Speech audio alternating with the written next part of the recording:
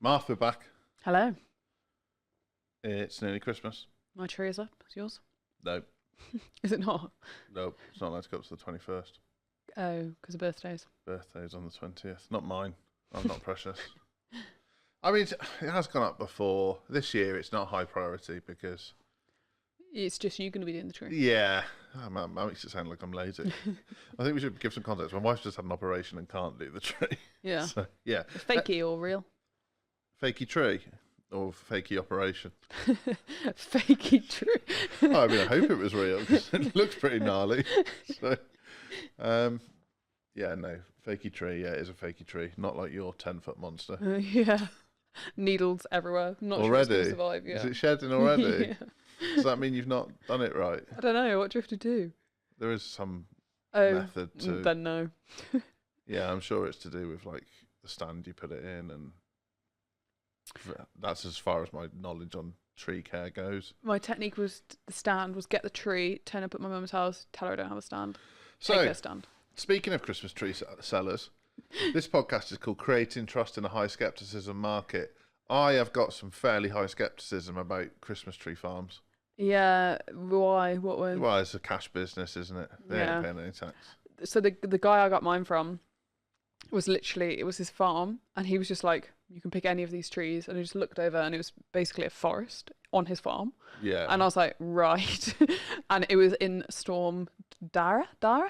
And what did you take your own saw? Did he give you a saw? He had a saw that Jay said was not big enough to cut down the tree, so he just booted it down in the end.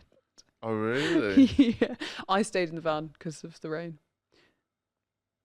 And Jay said he was fairly sure he saw a bird poo on the tree before we Yeah, cut you it said down. that.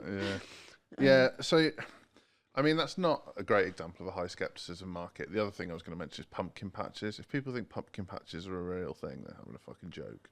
But like marketing's high skepticism, you know, could feel like snake oil sales in the sense that it's like, oh, these guys are promising me growth, and I'm not sure. And I've worked with agencies before, and it hasn't gone well. A lot of skepticism. Other high skepticism markets like trading, coaching, personal training's falling into that kind of category now. Everything I would say is high skepticism at the moment, unless you're selling something for like under £100. Yeah, People might take a punt. Yeah, if you're selling a product that you can prove, you're probably all right. But there's a lot of skepticism in the market. Post-COVID, people are just like, prove it to me. And there's so much noise, so many ads. Yeah. So I guess like the point of this episode is to help business owners build trust with their audience, because people by people, we're all like, you know, marketing doesn't work if there's no trust.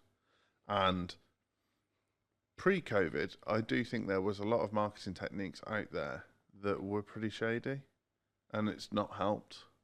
You know, that there were get-rich-quick schemes out there. There was a lot of these like pyramid schemes dressed up as multi-level marketing or whatever it's called. Like an awful lot of that going on, and like it's like the house of cards. A lot of people, it's just toppled, and a lot of people have lost faith. And also, the other reason there's so much skepticism in the market now is during COVID, everybody decided they could be a small business owner. Yeah. And we're now in the period of people realizing they can't. Yeah. I mean, we've experienced this as a business. Literally yesterday I was on a call with someone who hasn't paid their invoice, and there's a light flashing in the background. Hasn't paid their invoice, and it was like, oh yeah, I just took a gamble. I was like, well, I'd appreciate it if you didn't take a gamble with us as a supplier. Yeah. So, Yeah. and also, like, he got a great result. So what does he mean? I think he literally took a gamble by the signs and just went and spunked all the money somewhere. But, Yeah. Oh yeah, like a literal gamble. yeah, but He clearly doesn't have any staff because well, he said he did. But anyway, he might be listening. So let's wind off from that. But because of this kind of behaviour and like influencer behaviour on socials, and the rise of like Temu and Alibaba and like people ordering stuff, I saw something funny today. AliExpress. No, AliExpress is the fast direct to consumer version of Alibaba. Right. Honestly. Okay. I didn't know that. Well, now you know. Anyway, speaking of Alibaba, which I don't know how controversial this is, and I certainly don't mean offence, but I went past a barber shop in an alley today called Alibaba's. Oh, I thought it was pretty cool. Marketing. I was into it. Yeah. Did you go in? No, but I've walked past that like 100 times in my life and never realised. And today it clicked. I was like, oh, great name. See you later. There's no one in there. Oh. But yeah, these kind of like flashy influencer scams, I'm seeing it a lot at the moment. Like, obviously shopping for my wife's birthday, shopping for Christmas. And I'm getting served ads from websites I've never heard of. And then you go on those websites and the reviews don't seem real.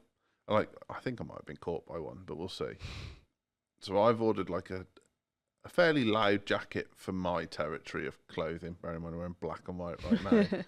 And but it had stuff on it that I like. You know, it had dinosaurs on it to just give the game away. And then it hasn't come.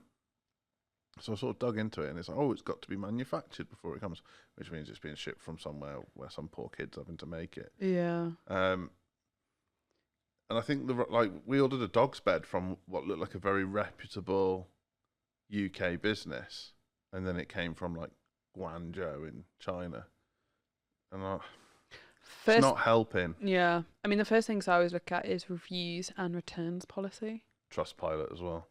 Yeah, I never go onto Trustpilot. I've been fucked by a neon sign recently. Yeah. So, clip that up for reals. Yeah, stick that on my socials. So ordered a neon sign on the 2nd of November on a 5-day turnaround. It came 2 days ago. With missing parts. Oh yeah, no remote. I forgot to check if I ordered a remote. I keep forgetting that. I feel like you would have, knowing you. Yes, me too. That's the problem. Is like I would have definitely pressed the deluxe version. Yeah. Where's my fucking remote? Anyway, I did check Trustpilot at the time. All 5-star reviews. Thought they were real reviews. Why wouldn't I? Did their their pre-Black Friday deal, whatever this was, early November, didn't come. Emailed them. It'll be with you tomorrow. Never came. Emailed them. It'll be with you on Friday. Never came. This went back and forth, back and forth. I was monitoring Trustpilot at the same time, and there was like 1-star review, 1-star review, 1-star review, 1-star review. And you kind of so then I spoke to my credit card, and they were like, well, if it hasn't come in 31 days, get back in touch, and we'll do a chargeback, which, you know, the beauty of using a credit card for purchases. And it came on like date. I gave them a bit of slack and said to them, and they said, oh, here's a tracking number. And it did come when the tracking number said. And so it was like more like 40 days by the time I had it in my hand, just under 38 or something. But it's no wonder there's high skepticism when businesses are behaving like that. Like if you could put an offer out and then can't handle volume, don't fucking put an offer out. Yeah. So, yeah. So I guess that's covered off why the market's so skeptical, because everyone's acting like dickheads. That, and in the coaching space, you actually need 0 qualifications to claim that you're anything, and so I feel like a lot of people have been burnt. Yeah. Someone messaged me today, and they were like, "Oh, you might remember me. I used to be a mindset coach." And what do you mean used to be? Like, you can't not. If you are something, you're always it, aren't you? Like, yeah. I'm not a graphic designer day to day, but I never used to be a graphic designer. Like, yeah, it's. Yeah, you know when someone is dabbling at shit when they say things like "I used to be." Yeah. And anyway, she said, "Now I do PR, and I help people get on podcasts. Would you be interested in having a chat?" Like, what? And then in 3 years' time, you used to help people get on podcasts, and now you make cakes. Like, fuck off. That kind of behaviour is causing big, and we see it all the time. There's people who are like running a mastermind, and the next thing is they're running an event and they're not doing the mastermind anymore, and then they transition into one-to-one, and then they're not doing one-to-one anymore because they've opened a boutique, and you're like, no one trusts you. Like, you don't even know what you're doing yourself. It's when people are like come to us and they're like, I want to have I want to do group coaching. I was like, and you're like, well, do you have a group? Do you have any clients that you can say you can start in the group for free and then you have a group? No. Well, I think you better start with one-to-one because nobody's signing up for a group of one. Yeah. So I've just seen a quote you've written in these notes. Sometimes the grass is greener because it's fake. That's quality. That's on my advice not to fall on deaf ears. Yeah. Because I guess everyone thinks grass is greener on the other side.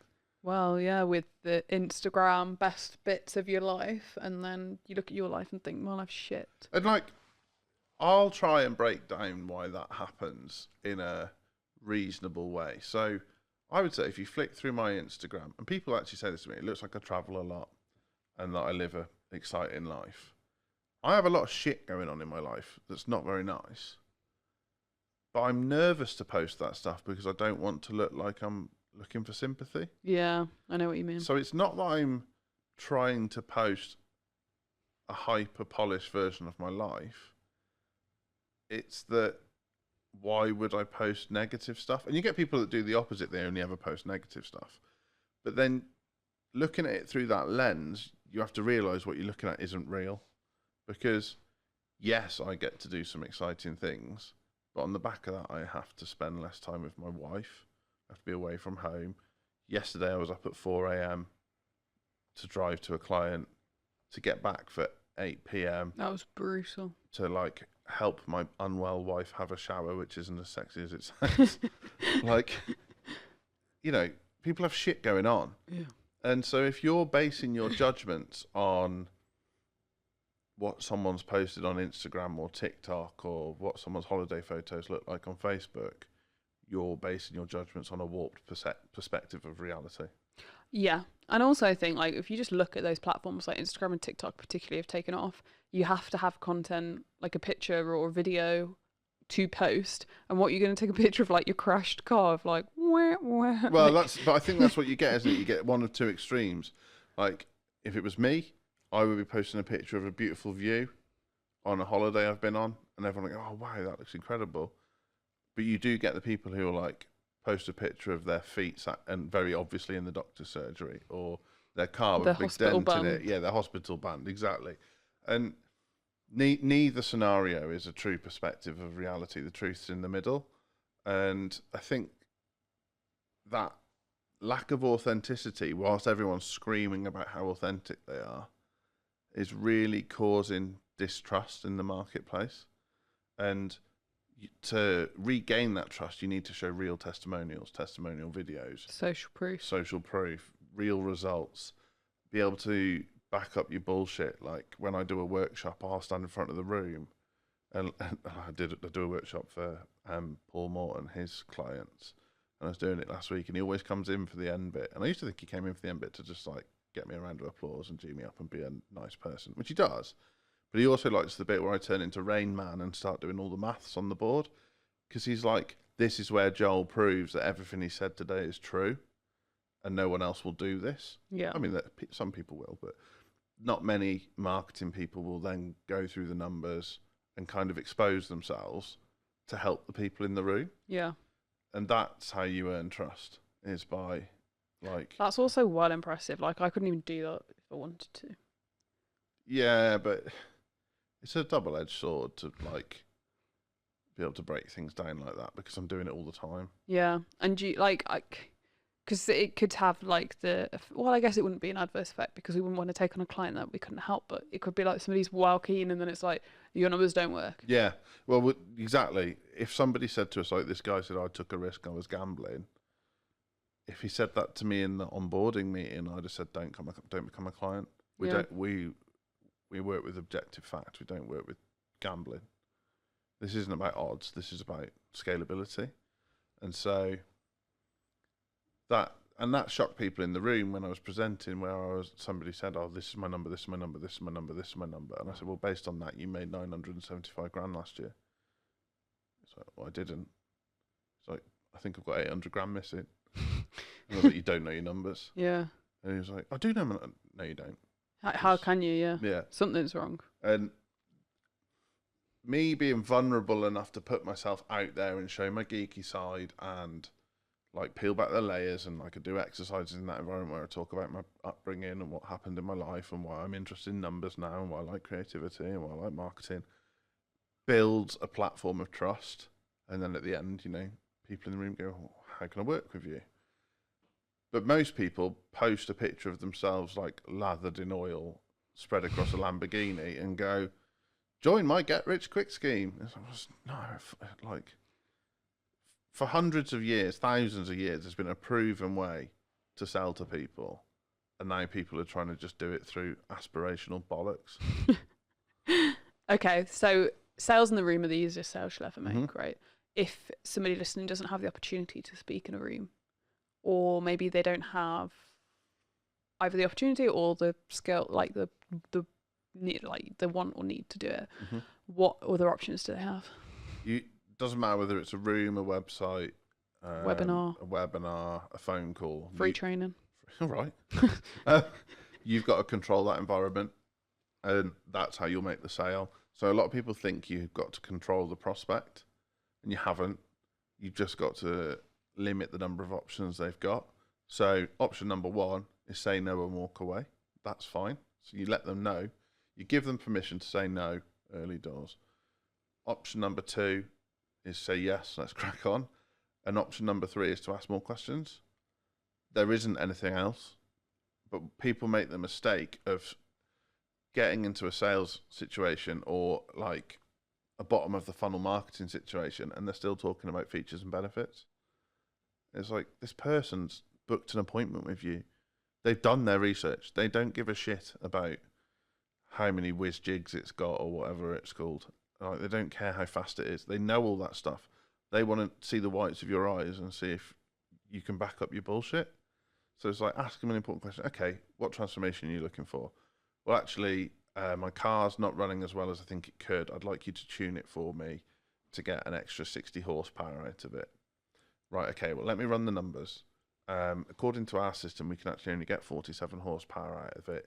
But in terms of what that means for you on the road, it'll actually accelerate that a little bit faster. It'll actually be more fuel efficient because it'll also increase the torque, and so you'll have more pulling power.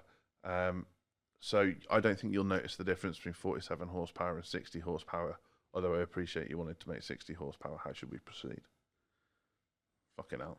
Like, just controlled the environment and told the truth and given them an option. And so then they might come back and say, no, I only want to work with a tuner who can get me 60 horsepower more. Okay.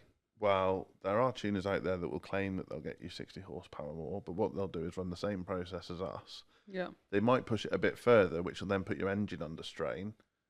But if you want to go down that route, that's up to you.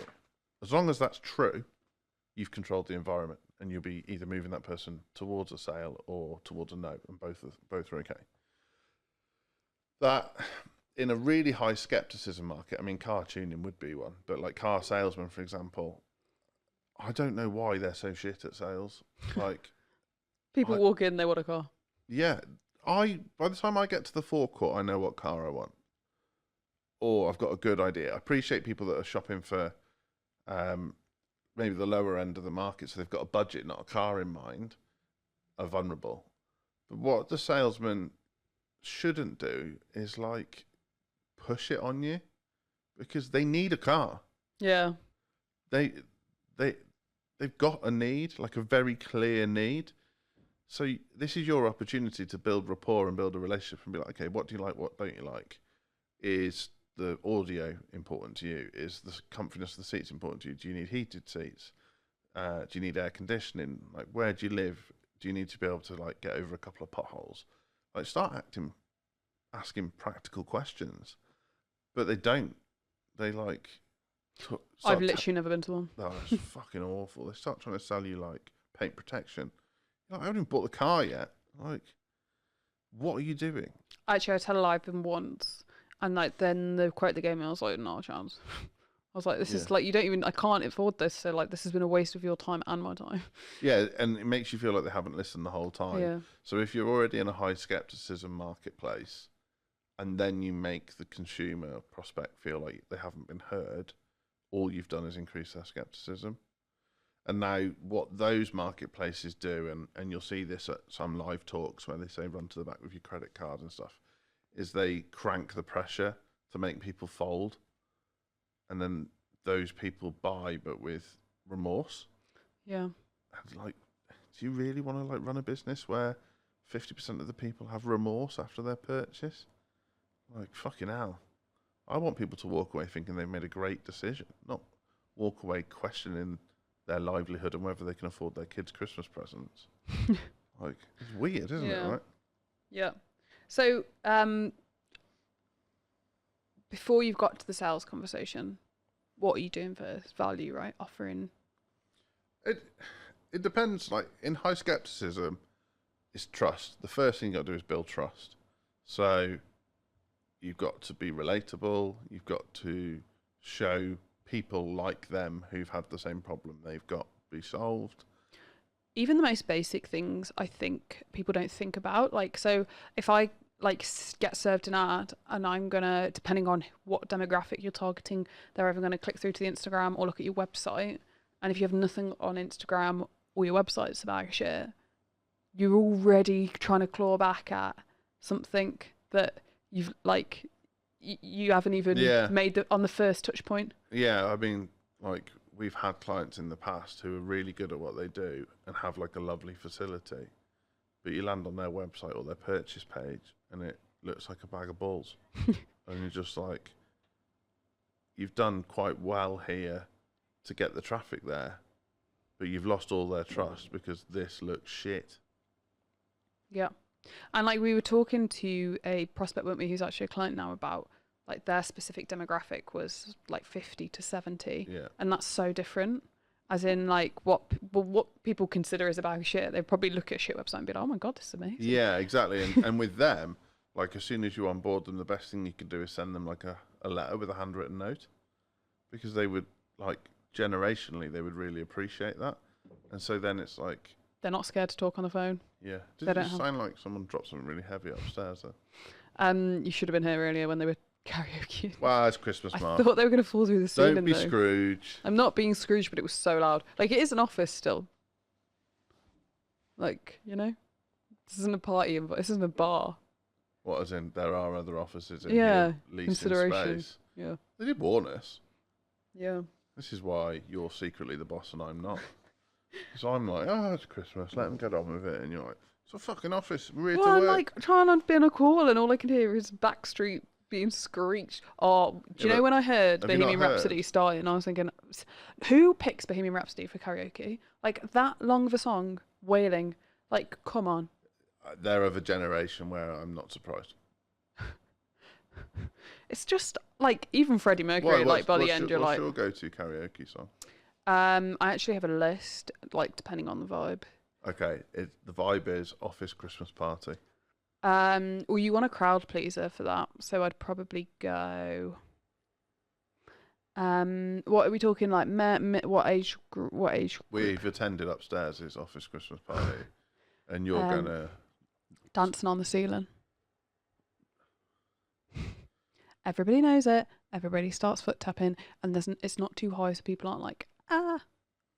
I didn't think you were going to pull Lionel out on me, I'm not going to lie. Did you not? No. I don't know all the words, I wouldn't even need to screen. What a feeling. What is happening here? Yeah. Tune. Okay. So... Crashing on. Yeah, crashing on. So how do we build trust, Mark? Like, what do we need to do to... Oh, we've said about social proof, we've said about testimonials, we've said about data. But as a small business, how do you actually turn that into genuine trust? Super important is making whatever like value you're giving or whatever you're saying like understandable for the person, like making them understand in their own terms and not feel like, oh my God. Get rid of all the jargon. Yeah. Straight off the bat. That's a good one. I think the other as well is like treating them with a level of respect. Like making sure they feel heard, making sure they feel understood, making sure you explore their concerns, their worries, their anxieties, and like adding an additional human element to the transaction, because your bigger competitors, the corporates, can't do that. Like, let's say you sell kitchens and you're a local kitchen company and someone comes in and they're like, oh, this is my budget. This is the kind of thing I like. I want shaker doors, these kind of handles. I want it to be in cream, eggshell, white, or whatever it's called. These are the materials I like. Can you help? We'll start saying, okay, well, what square footage are we working with? Like, what do you like to do in the kitchen? Is a kitchen more of a social space, or is it a space for cooking? Is it a practical space? Like, make it a really personal experience where if you go into IKEA, they'll go, come and sit at my computer and we will mock it up for you right now. It's cold.